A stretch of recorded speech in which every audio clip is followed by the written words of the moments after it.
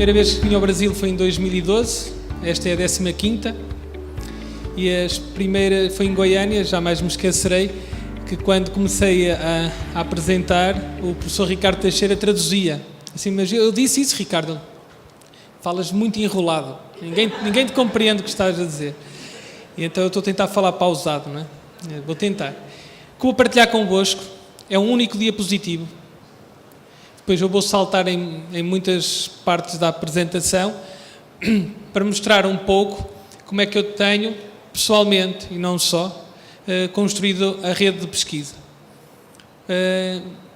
E eu, há cerca de 3 anos, fui consultar o meu Research ID, onde eu tenho os artigos indexados na Thomson Reuters, e um dos artigos tinha 4 citações. Fiquei todo contente.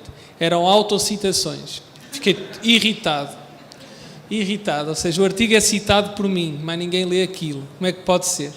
E a partir dessa altura comecei a compreender que nós podemos publicar, mas no final, que eu tenho o processo todo, eu também tenho que saber disseminar.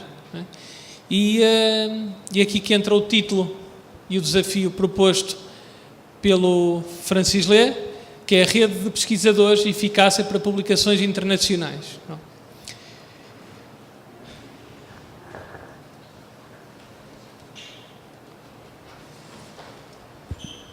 Okay. Tem aqui estes logotipos. Alguns são pessoais porque foram criados por nós, em termos de iniciativas. Quem é que conhece o Mendeley? Quem é que usa? Ok. Quem é que conhece o ResearchGate? Quem é que usa? Ok? Está a reduzir. Quem é que conhece Pablo Wand? Não? Quem é que conhece esta rede? Okay. Quem é que conhece o WebQDA? Poucos. Congresso Ibero-Americano, que é uma coorganização com o Francis Lé, com a Daisy, e o WCQR, que foi a necessidade de internacionalizar muito do trabalho que era feito aqui. Ok. Eu vou precisar de estar aqui, eu não gosto muito, eu gosto de andar no meio, mas eu tenho que vir para aqui, que é para vos mostrar algumas destas iniciativas.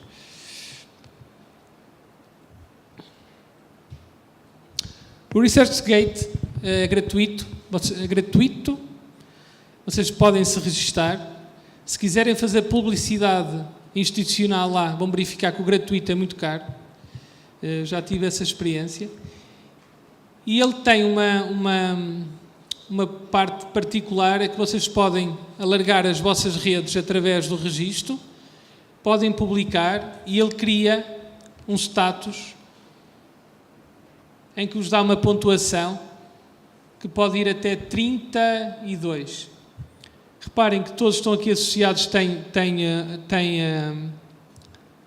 um número associado, e ele vai transmitindo ou vai dando o ranking relativamente ao número de citações, ao que é mais solicitado.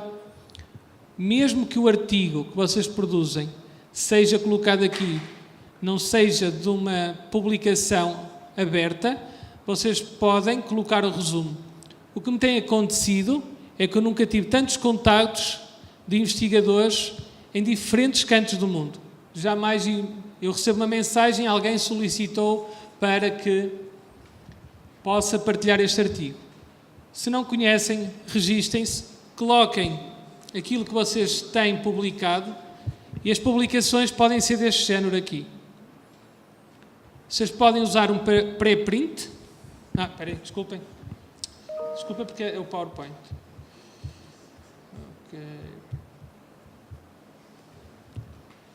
Ok.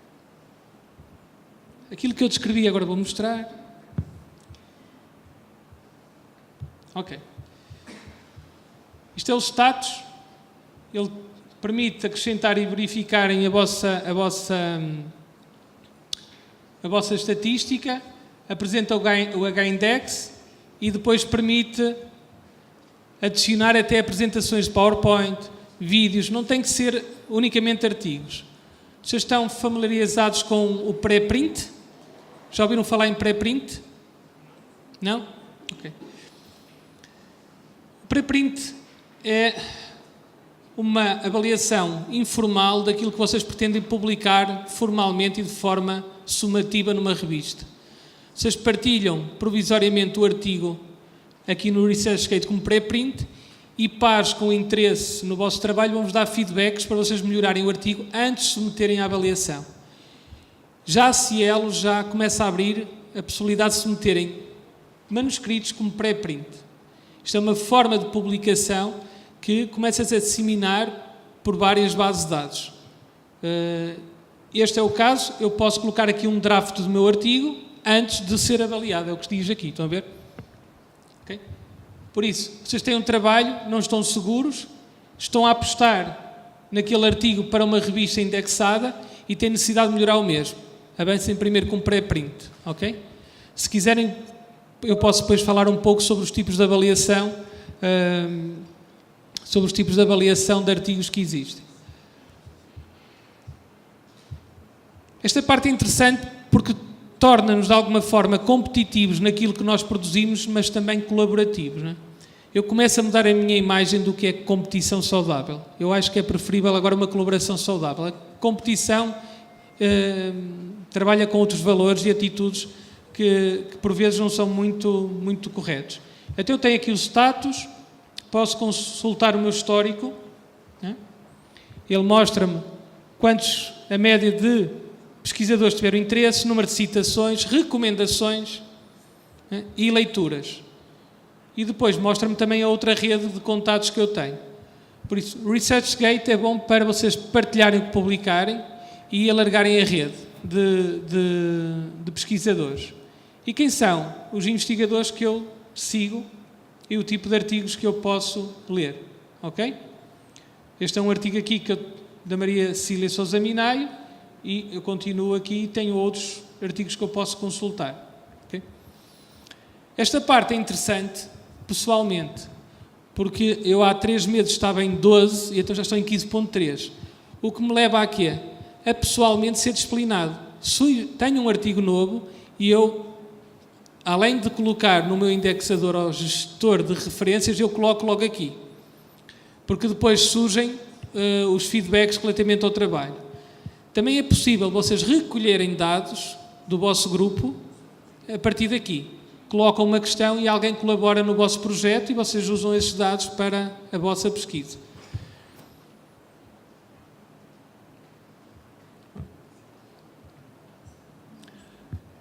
Normalmente, através do ResearchGate, recebo propostas de emprego face aos meus interesses, não é?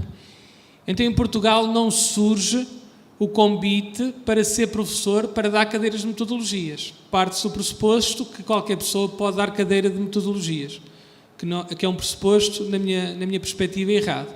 E aqui, pela primeira vez, percebi que há universidades no estrangeiro que têm um professor mesmo de metodologias.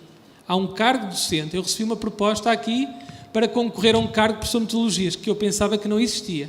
Ou era o professor que tirou o doutoramento tal, mas alguém para uma cadeira específica de metodologia foi através daqui que eu descobri. Estou a falar muito rápido ou não? Senão eu repito tudo do zero. Ok. Relativamente ao eCoast. O eCoast é uma rede europeia para networking de investigadores com interesse do mesmo tema. Eu fiz parte desta rede sobre avaliação de artigos, em que trabalhei com 200 pesquisadores de 35 países inseridos na comunidade da União Europeia e fora, países europeus. Aqui não há divisão, o facto de ser financiado pela União Europeia, não há divisão de quem é pertencente à União Europeia. Por exemplo, trabalhava com colegas da Macedónia, da Sérvia, que são países que, no caso da Sérvia, que ainda não tem integração. Esta rede permitiu-me, com os meus pares, melhorar processos de avaliação de artigos e permitiu-me disseminar o trabalho que era feito nos congressos, tanto o Congresso Ibero-Americano de Investigação Qualitativa como o World Conference on Qualitative Research. E deu para aprender algumas coisas engraçadas, como promover as publicações e publicar em revistas com fator de impacto. Vou-vos mostrar duas coisas engraçadas. Uma delas mostrei de manhã, que é de uma palestra que eu vou fazer amanhã na Escola de Enfermagem da Universidade de São Paulo. Ok. Esta foi a que mostrei porque é a que eu mais gosto. Os artigos, além de terem qualidade, têm que ser sexys. Okay? E hoje de manhã, hoje à hora do almoço, eu e o Francisco estivemos a discutir praticamente o almoço todo o título de um livro. Pela importância que ele tem, não é? Em eu querer ou não adquiri-lo. Funciona o mesmo com um título do artigo. O título do artigo diz muito daquilo que eu quero, se eu o vou ler ou não. Então o artigo, reparem, o que está aqui não é achismo, é um estudo científico que demonstra que os artigos, além de terem qualidade, têm que ser sexy na sua apresentação.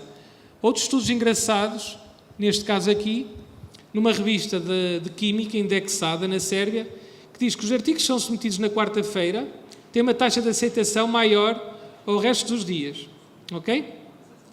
E diz aqui que os artigos, então o dia que da semana, peço desculpa, só uma correção, o dia que é mais submetido a artigos é à quarta-feira, os artigos que são submetidos à terça são os que têm a maior taxa de aceitação. Por isso, submetam artigos à terça, esqueçam o resto dos dias.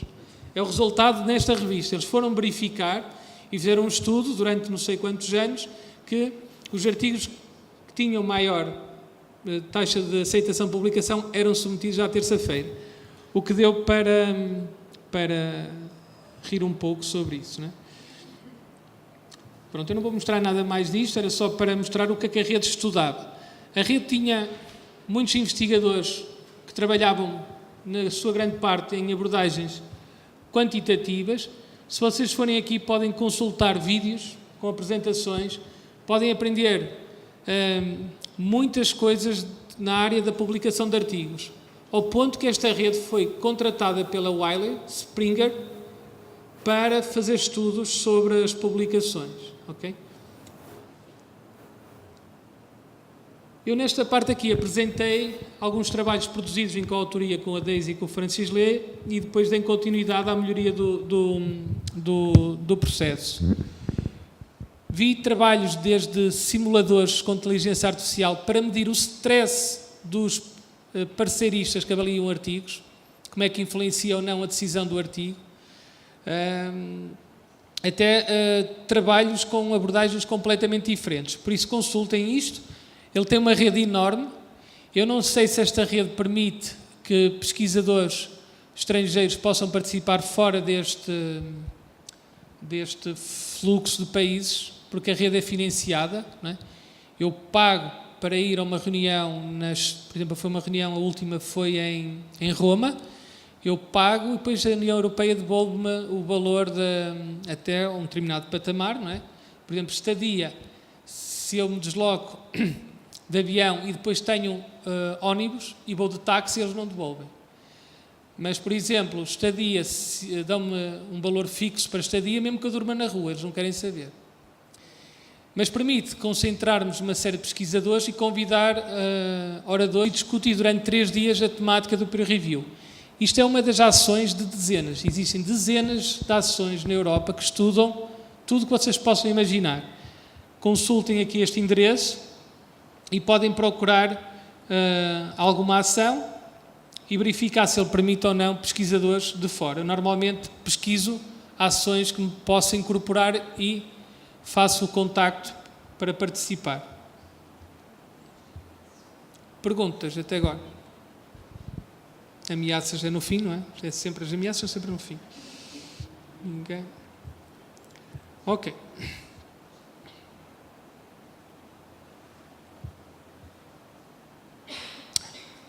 O Mendeley. Será que o Mendeley é o único gestor de referências bibliográficas? Não. Mas o Mendeley tem uma característica fantástica. O Mendeley, tal como o ResearchGate, permite vocês partilharem a vossa pesquisa em grupos fechados e grupos abertos. Para quem usa o Mendeley instalado, ele tem uma versão online em que vocês podem configurar e partilhar. E podem solicitar ao Mendeley que vos enviem artigos de outros pesquisadores dentro do vosso campo. Eu vou verificar se tem aqui algum exemplo desse mail.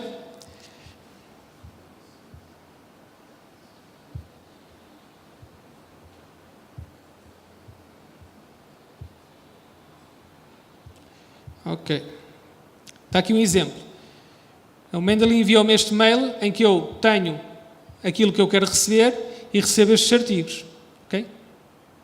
Então, tudo que é da área que me interessa, Computer Assist Qualitative Research, Qualitative Research Methods, ele envia-me sugestões.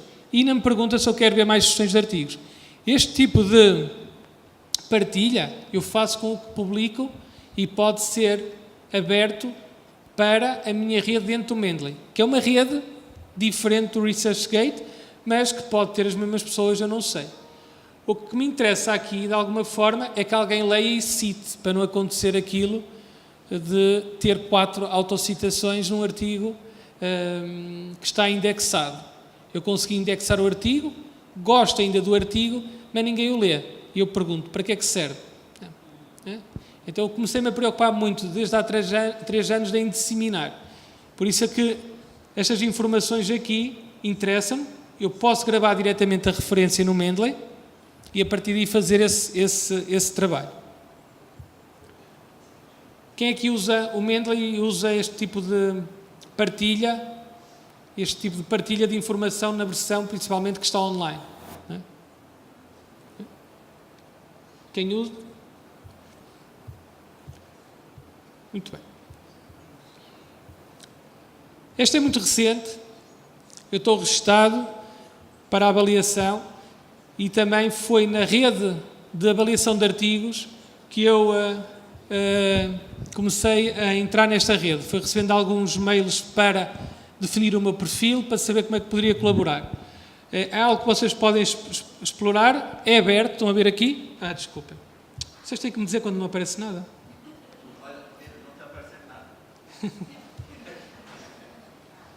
Obrigado, Francisco. Ok.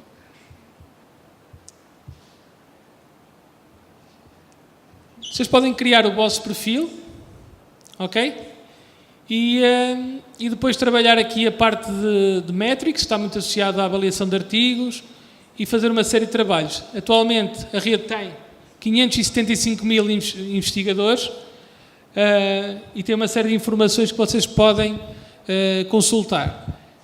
O senão disto, eu acho que este aqui só dá para trabalhar em inglês, não é? Mas pronto, é quase uma imposição de científico, quase que o inglês predomina, não é? Não é que nós já acompanhamos e assistimos que quem escreve inglês é que escreve corretamente ou escreve bem artigos científicos. Porque por vezes eu tenho alunos que acham que o artigo por estar em inglês que é bom. Não é o caso, não é? Sobre o congresso. Pronto, estes congressos, então, são congressos que nós coordenamos. Eu aqui já vou tirar isto, que é para ele depois não abrir. E depois acabo com uma parte... Okay. Todos os anos este congresso se iniciou como luso-brasileiro em 2013, primeira edição em Aveiro. Este ano o congresso é em Lisboa. Para o próximo ano será na Corunha e daqui a 2 anos será na Madeira. Já está tudo programado. Daqui a 4, não sei onde será. O Congresso tem uma parte interessante. Nós avaliamos a satisfação dos participantes no Congresso. O Congresso iniciou com 120 participantes em Aveiro. Andamos todos nos moliceiros, não é? Foi uma coisa pequena, mas aí começou uma rede. No ano a seguir passou para Badajoz, com 200 e poucos participantes.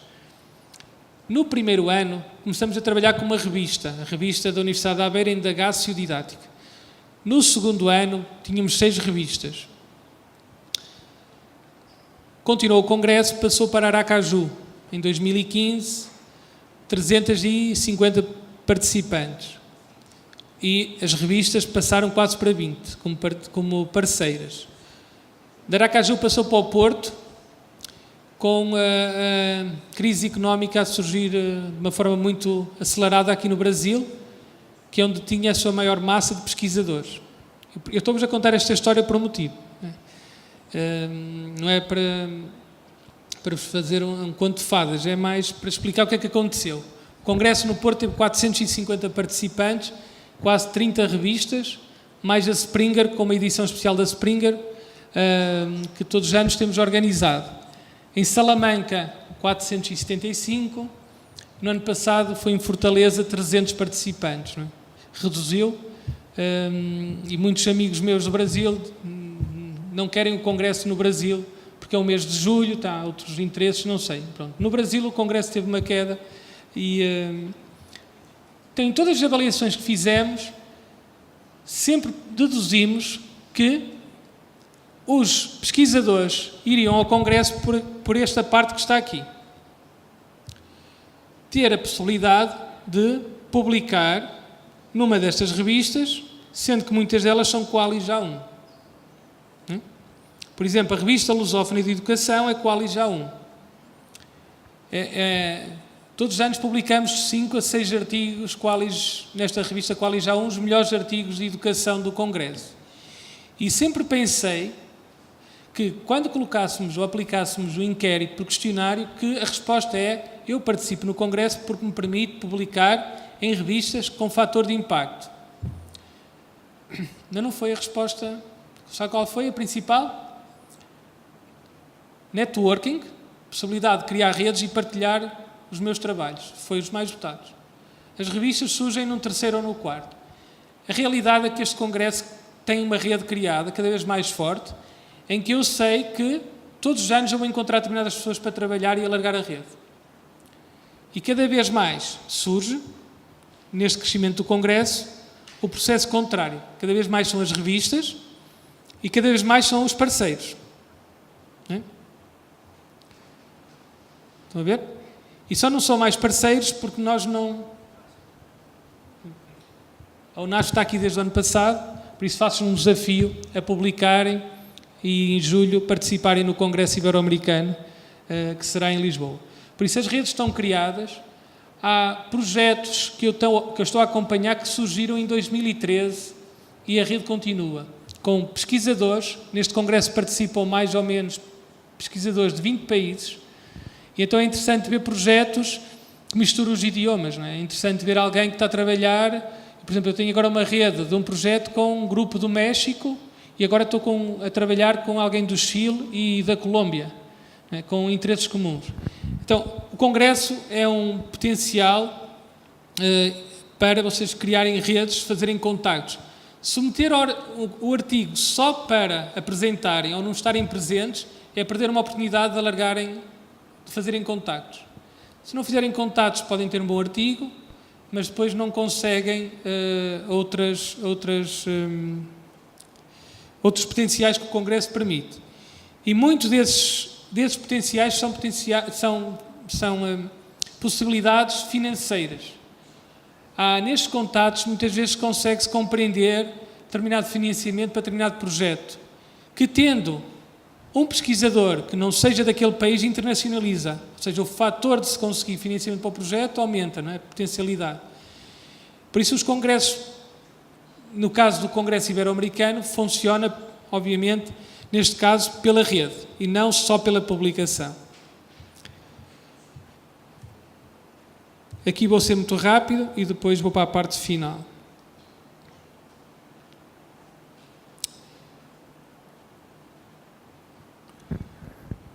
O World Conference on Qualitative Research, ele estava inicialmente ligado ao Congresso Ibero-Americano e então nós deduzimos que ele poderia não estar a ser muito atrativo pelo facto de estar ligado ao outro Congresso.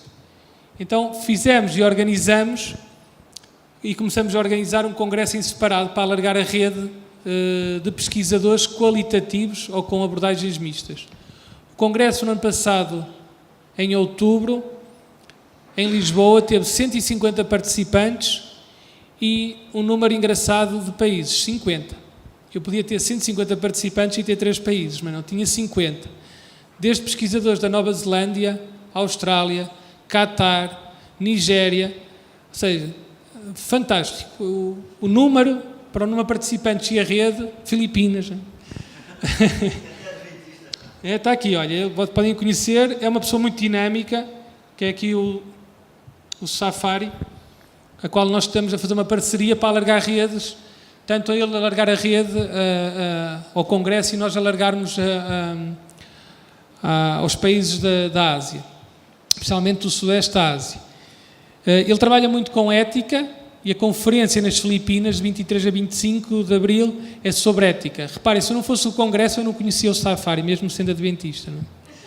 Então não havia esta ligação, não é? Porque isto está-nos a permitir trabalhar um tema que nós discutimos em conjunto, tal como eu discuto com a Deise e o Franci, que tem a ver com a pesquisa qualitativa e tentar abrir essas redes. Para terminar, o último PowerPoint tem a ver com o WebQDA, que é o nosso menino. O WebQDA, cada vez mais, para quem não conhece, é uma ferramenta, é um software de apoio à análise de dados qualitativos que funciona na web. WebQDA, Web Qualitative Data Analysis. A ferramenta está na web e nós temos promovido ao máximo aquilo que designamos por pesquisa colaborativa, que num estudo realizado em 2015 concluímos que não existia. Ou seja, os dados indicaram-nos que a ferramenta é usada muitas vezes para envolver pesquisadores para validarem partes do projeto, que pode ser o orientador, o co-orientador, mas trabalhar dados, codificar dados, analisar dados colaborativamente não é uma realidade, mas que está a ser transformada. Não é? Os projetos de pesquisa ainda são muito individuais. Muitas vezes há imposições do próprio orientador de não abrir ou não mostrar, ou alguém vai-me roubar os dados, muito aquele medo que me vão roubar o conhecimento, vou ficar sem trabalho porque alguém vai se apropriar do meu conhecimento, não é? Mas a realidade é que quando vocês partilham o conhecimento é quando conseguem dar um passo, não é? Quando alguém chegou ao nível que vocês estão, já vocês estão no outro patamar. Não me adianta tentar criar redes se eu depois também não tiver, obviamente, outra parte. Me interessa partilhar um artigo que eu não sinta segurança naquilo que eu fiz. Então, o próprio WebQDA permite, sem eu conhecer, isto já aconteceu, um pesquisador, eu convidar alguém para me validar, por exemplo, o modelo de categorias. Eu podia agora, sem conhecer o Safari, pedir para me validar um projeto que eu estou a criar, por culpa dele, que me pediu para falar sobre ética com a utilização de software qualitativo. Então, recentemente escrevi um primeiro texto sobre ética, obrigou-me a fazer algumas leituras, foi as últimas que eu fiz, algumas leituras, e agora, quando eu tiver um modelo de estrutura, eu tenho 2 pessoas que já pesquisei na internet que me vão validar um modelo de categorias sobre então, o que é ética com o uso de software. E vou convidá-las, através do software, para me validarem esse processo. O que é que a ferramenta atualmente faz que me permite criar redes e potenciar que o meu artigo seja publicado numa revista com fator de impacto? Quem é que não quer? Quem é que não quer publicar com uma revista com fator de impacto qualis A1? Eu quero, vocês não querem? Só 2, 3, 4, pronto. B5.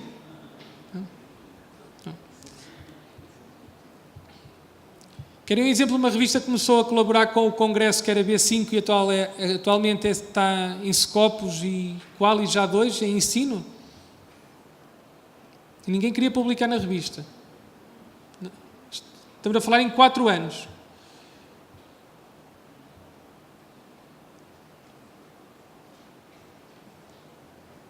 Está aqui.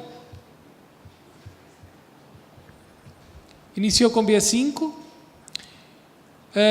com a rede que foi criada e com a colaboração, tendo editores internacionais, tentamos ao máximo convidar algumas pessoas que tivessem bons trabalhos para publicar. Foi difícil, não é? Ai Pedro, aquilo é B5, ai Pedro, aquilo é B5. Aquilo já me estava a fazer assim, não é? Passado 3 anos, ai Pedro, a revista Fronteiras é Quali já 2. Assim, eu sei que era B5 e agora é Quali já 2, não é? Ou seja, se não fosse a rede e o próprio Congresso, a revista deu um grande salto e há um agradecimento público do próprio editor, que foi à custa da rede criada que foi possível eu ter pesquisadores internacionais a publicarem numa revista que era B5 e passou a ser A2. Não foi feito um trabalho sozinho, não é? Ok. O que é que eu posso fazer agora? O que é que a ferramenta permite fazer que me permita ter trabalhos qualitativos com qualidade e que possam ser publicados em revistas com fator de impacto, independentemente de ser feito em rede ou não?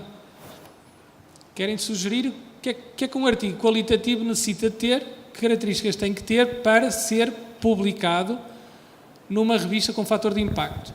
Está aqui o microfone, se quiserem. Eu gostava de vos ouvir antes de falar. Normalmente eu tenho muitos pesquisadores que chegam perto de mim e dizem assim: Pedro, as revistas não querem artigos qualitativos. Por que será? Eu tenho grande parte dos meus artigos qualitativos publicados em revistas com fator de impacto. Por isso, certamente, me devem ser por meus olhos, não é?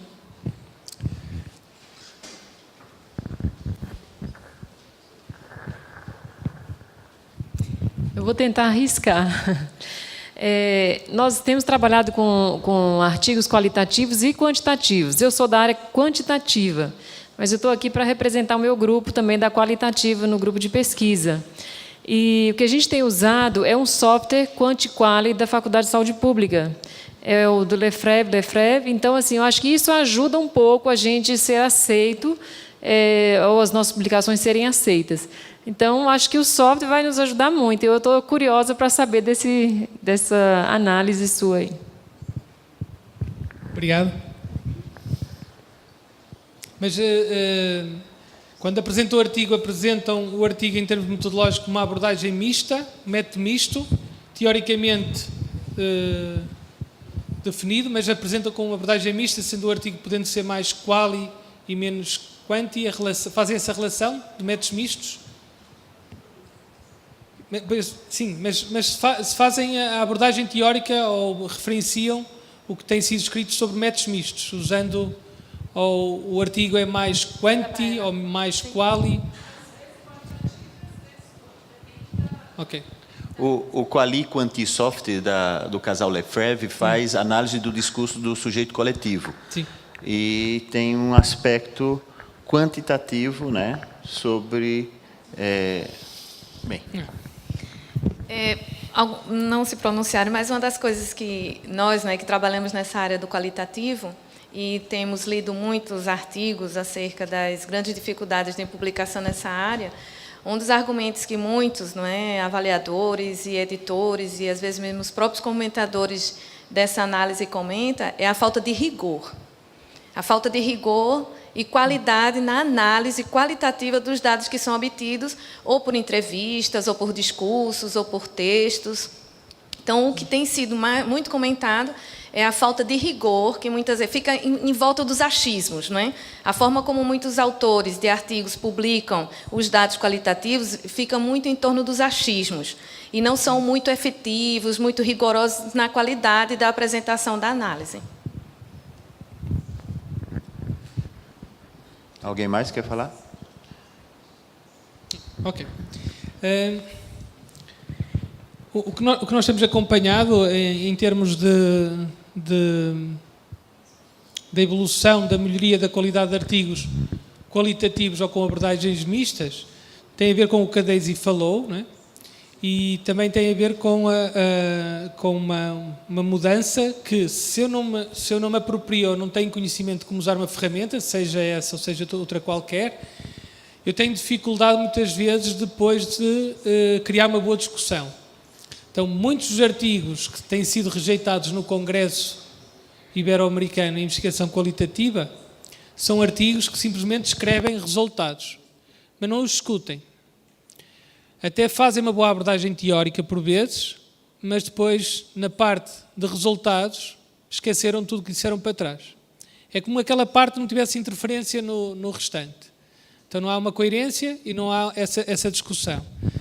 Relativamente ao software, o que é que nós estamos a fazer? E tem a ver muito também com o crescimento de artigos de revisão de literatura com abordagens qualitativas. Conhecem algum tipo de revisão de literatura no campo da pesquisa qualitativa? Quem é que conhece o tipo de revisão de literatura sem ser a Francis Lea e a Daisy? Revisão de literatura na pesquisa qualitativa. Já ouviram falar da revisão sistemática de literatura? Uma. Revisão integrativa. Meta-agregação. Meta-síntese. Então, agora fala-se em meta-etnografia, que é o oposto do meta-análise que vem do quantitativo. Não é?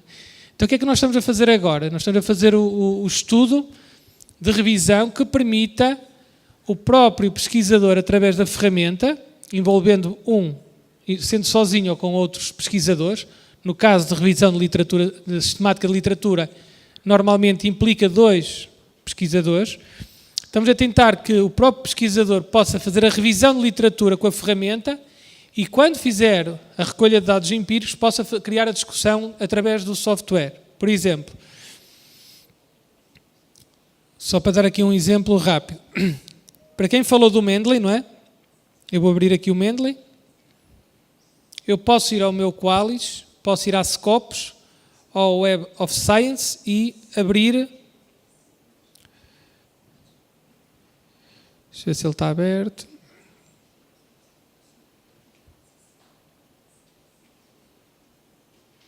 E posso pegar no DOI, no caso das revistas que tiverem o DOI, mas se eu fizer uma pesquisa na Scopus, eu quero todos os artigos que estão indexados na Scopus que falem sobre metodologia e uso de software. E ele coloca-me metodologia and software. Então ele dá-me só o resultado que tenha os 2. Ok? E quando faço esse resultado, eu faço um primeiro filtro que possa exportar ou como BibTeX ou como XML. Posso fazer isso diretamente da base de dados. Mas se eu tiver a usar um gestor de referências bibliográficas, o que é que eu posso fazer? Eu posso selecionar todos os meus artigos e posso exportar ou em BibTeX ou XML. Okay? Eu vou exportar em BibTeX e vou colocar aqui teste 3. Eu não sei quantos é que exportei. Podia ser 100, como podiam ser 5.000. Depende. Não é?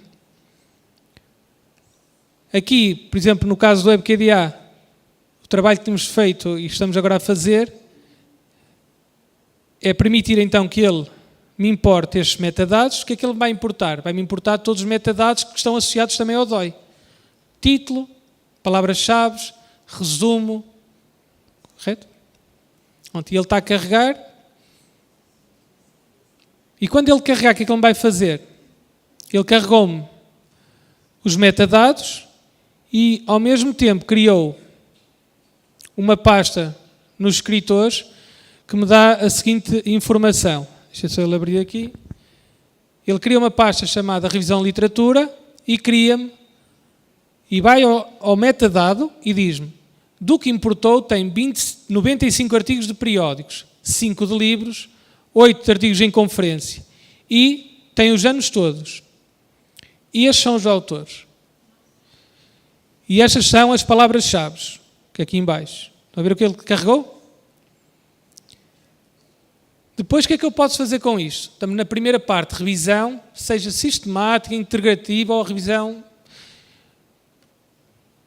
Eu quero saber, na minha pesquisa, qual é a relação por ano pelo tipo de publicação. Porque eu quero saber, por exemplo, se há 5 anos publicaram mais sobre metodologia com o uso de software ou se foi no ano passado.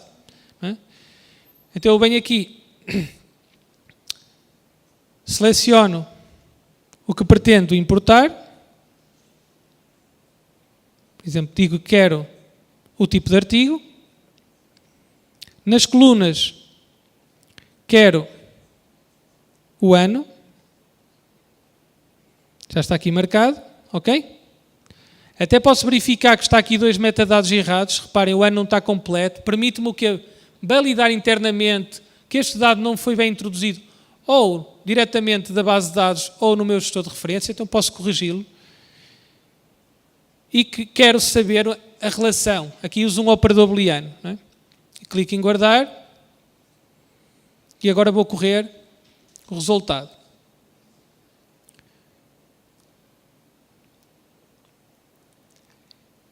Ele está-me a montar a matriz com o número de anos e o tipo de artigo, foi aquilo que eu pedi. E depois posso criar um mapa conceitual. Okay? E eu a partir daqui quero saber o quê? Artigos em periódicos, quase todos os anos. Livros, 2010, 2007, 2009. E posso fazer este mapeamento. Posso clicar aqui e rapidamente compreender que no ano de 2016 foi quando mais publicaram artigos periódicos. O círculo está maior, tem um número maior. Mas publicaram o quê? E o que é que publicaram em 1988? É porque um dos critérios, o meu artigo devia ter maior número de artigos nos últimos 5 anos. Eu estou a delirar porque é só para... Então clico aqui e ele apresenta-me aqui de lado qual é o artigo. É este. Se eu clicar no outro, ele vai-me listando. Estamos numa fase de revisão. Agora reparem o potencial que isto tem para o artigo se tornar mais forte. Daqui a um ano eu vou recolher dados. E vou recolher dados relacionados com o quê? Com o meu projeto. Eu não estive a ler estes artigos para... Eu posso publicar um artigo só de revisão de literatura. E se for revisão sistemática de literatura, acreditem que dá muito trabalho. Muito mesmo.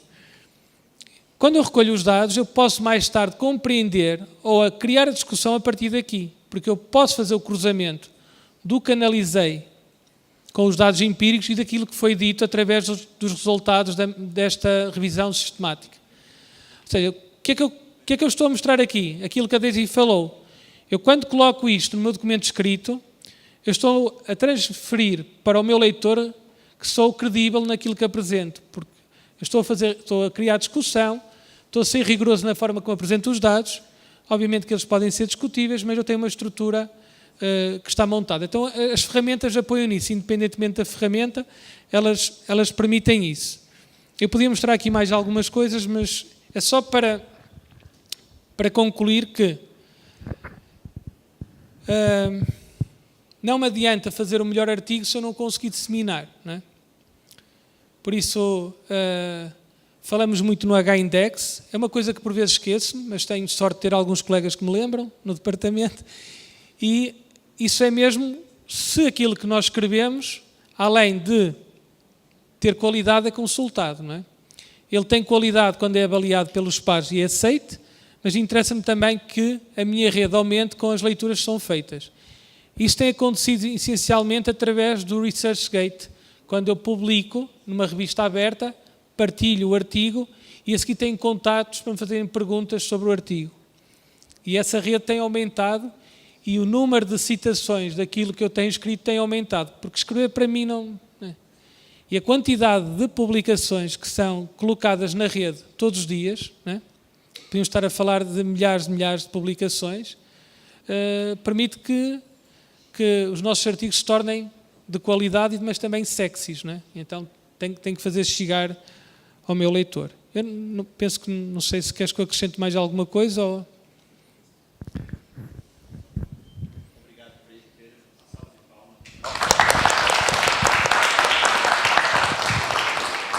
Vamos fazer uma pequena sessão de perguntas. Ou contribuições também são bem-vindas.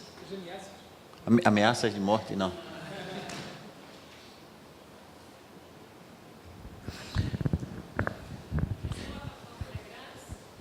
O WebQDA é um software online proprietário. Existe uma empresa em Portugal que comercializa o software.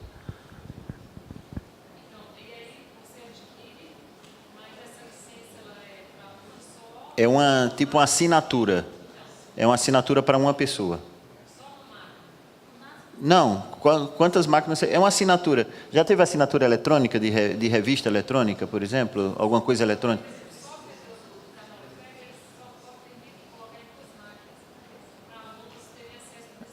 É uma assinatura eletrônica, você pode aceder em quantas máquinas você quiser, só de uma vez, um utilizador de cada vez.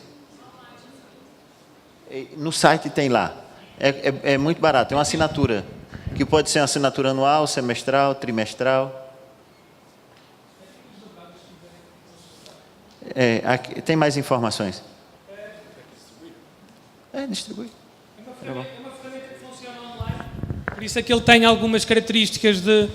Eu posso convidar outros utilizadores. Quando eu convido um utilizador, ele quando codifica os dados, ele tem uma cor diferente. Nós estamos a melhorar o processo de codificação colaborativa. Permite que eu também possa, em algum documento, se pedir ao meu co-orientador ou um colega que conheça muito a área, que me comente, por exemplo, olha, transcrevi esta entrevista, podes-me dar uma opinião sobre o conteúdo da mesma, face aos objetivos e ao guia que foi criado?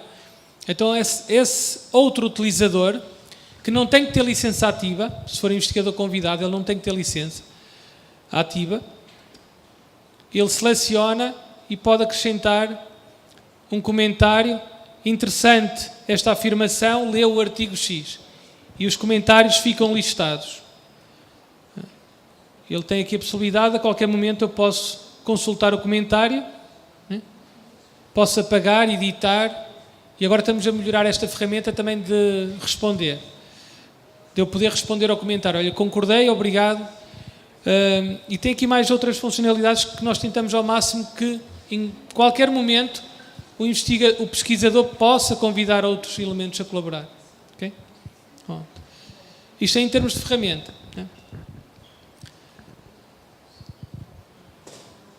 Pronto, daria para falar muito, porque ela, obviamente, tem que se falar de pressupostos teóricos. Muitos dos artigos são rejeitados, ou mesmo que são enviados para as revistas através dos congressos, principalmente quando é feita uma alteração de 50% do artigo para que a revista publique uma versão estendida, são rejeitados porque a maior parte dos artigos não discutem com literatura internacional. Nós, no âmbito do peer review, da avaliação de artigos, eu e o Francisco Lê, na altura, criamos uma primeira versão de uma ferramenta que nós aqui definimos como KKI, mas que agora vai ter um nome diferente, com as melhorias. Vai se chamar Cretool. E esta ferramenta é uma checklist que nós damos aos avaliadores e damos aos autores. Ou seja, o autor sabe quais são os critérios de avaliação e o avaliador sabe que os autores tiveram acesso aos critérios. É transparente. Ou seja, ele é constituído por 12 questões orientadoras e depois tem orientações gerais. A primeira versão tinha muito mais, tivemos que refazer. Não é? Então tem aqui algumas perguntas que funcionam quase como uma checklist de confirmação. Eu posso pegar na checklist e confirmar se o meu artigo corresponde ou não. Dos estudos que nós fizemos, acreditem que se o vosso artigo preencher grande parte das perguntas que estão aqui, o artigo só tem que ser publicado numa revista com fator de impacto, a não ser que ou não se encaixe, não é? Já aconteceu, já tive artigos que não se enquadravam, artigos mas também tem as barreiras do qualitativo, isso acontece.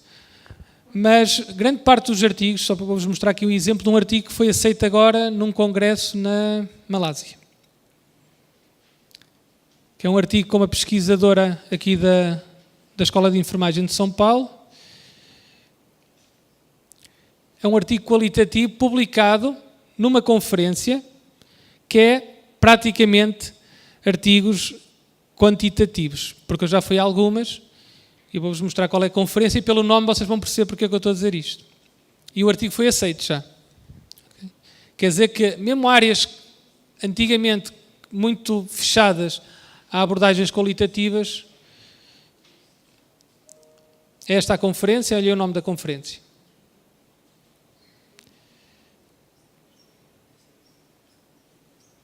Estão a ver o nome da conferência? É uma conferência de I3E que estão a mudar um bocadinho a forma de publicação. O artigo é aceito, mas vem um parágrafo que diz, mesmo pagando a inscrição, se o artigo não for apresentado, não é publicado. Porque havia muito Reparem, este artigo, a mim interessa-me este artigo pessoalmente, digo já porquê, porque é indexado na I3E, logo fica em Scopus. Para mim interessa-me, pela base de dados em que fica, e porque é a regra europeia, que é ou Scopus ou Easy, se possível as duas. O que é que eu podia fazer? Pagava a inscrição, o artigo era publicado e eu nem tinha que defender o artigo. Que não o faço. Eu apresento todos os artigos que submeto. Mas isso acontece em muitos congressos. Eu já estive num congresso que éramos 6 a apresentar e só fomos 2 que apresentamos, outros 4 não apareceram. É? O Congresso Ibero-Americano em Investigação Qualitativa, estranhamente e felizmente, é rara a pessoa que falta a apresentar o trabalho. Mas a nossa regra também é essa. Mas desde 2013, se não defender o Congresso publicamente, o artigo não entra na seleção para as revistas. Nós não excluímos. Ok? Este artigo é um artigo que nós fizemos recentemente, só para vocês verificarem que tem piada.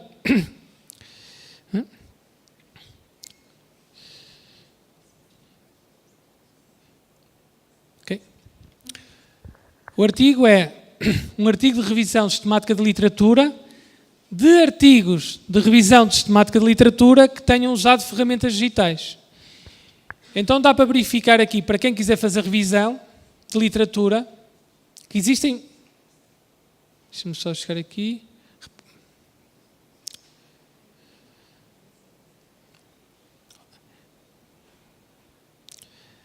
Todas estas ferramentas que estão aqui só são para a revisão sistemática de literatura. Tudo que está aqui. Tudo que está aqui só são específicas para a revisão sistemática de literatura. Algumas entram noutros campos, não só a revisão, mas todas estas são específicas para a revisão sistemática de literatura. Sendo esta a mais conhecida, que é o John Bridge Institute da Austrália, que é que tem publicado o fluxograma que nós às vezes designamos como protocolo, que é o PRISMA. Penso que eles têm essa parte publicada, não tenho certeza, mas pronto. Então nós fizemos este levantamento, e este levantamento deu para compreender este trabalho. A parte interessante é que é um artigo de revisão sistemática que entrou numa conferência, normalmente com análises quantitativas, não é? Mas que a avaliação foi interessante, há só uma observação que nós estamos a melhorar e é um bom exemplo de onde nós queremos também criar redes, ok? Só um minuto para falar dos livros e terminamos. Os livros, rapidamente. Estes livros surgiram no ano passado. Atualmente estou a escrever um novo livro com a professora Cássia, sobre revisão de literatura, com software. E a nossa ideia é fazer também estudo, obviamente, do uso da ferramenta com o uso de software, alargando as redes. Nós chegamos a contactos com contactos, né? Então vamos questionando. Eu quero alguém, não me interessa, Pedro Costa, trabalhar com tudo. Se eu tenho alguém que só estuda revisão de literatura, para que é que eu vou estudar revisão de literatura só para ter lá o meu nome? Não me interessa, não é? Então interessa-me ter alguém que seja muito bom em determinadas áreas e que eu possa trabalhar e que esse pesquisador possa aprender comigo e eu aprender com esse pesquisador, não é? Porque, por exemplo, no caso destes livros, tanto Cecília Minay como o professor João Amado nunca trabalharam com software. Mas, por incrível que pareça, e é uma inveja que eu vou ter se não conseguir fazer o mesmo, é que estes pesquisadores aposentados querem usar o software. E eles não têm que justificar nada, mas eles querem porque compreenderam. No caso do professor João Amado, ele começou a fazer um projeto de cyberbullying e disse-me assim, a meio do projeto, se isto existisse no meu tempo, não é? E nós temos sempre essa sensação, se isto fosse no meu tempo, não é? É o que nós vamos dizer daqui a 20 anos, se isto fosse no meu tempo. Então foi interessante, porque aqui foi uma exploração consentida. Eu explorei o professor João Amado para aprender sobre técnicas de análise de dados, ele explorou-me para aprender a usar o software. Por isso foi uma exploração consentida. No caso da Cecília Minay, jamais imaginaria que algum dia iria conhecer a Cecília Minay em 2015, quanto mais trabalharmos juntos. Não é? Por isso, dela Eu não, acho que daqui a 10 anos vou dizer o mesmo. Nunca conheci pessoa com uma humanidade, com uma simplicidade, uma forma de trabalhar como a professora Cecília Minay, que é fantástico. Por isso foi um trabalho fácil de desenvolver, foi um trabalho interessante, e é interessante como alguém com 80 anos, nós lançamos dia 21 de novembro o livro no Rio de Janeiro, na Fiocruz, e como é que alguém com 80 anos senta-se ao almoço comigo e diz: Pedro, em outubro do próximo ano você vem aqui trabalhar connosco com 10 instituições sobre o envelhecimento. Estamos com um grande projeto sobre o envelhecimento e você vem cá, fica um mês, assim, 80 anos já está a planear. Eu nem estou a ver se o meu voo de regresso a Portugal não cai, ela já está a planear para... Não é?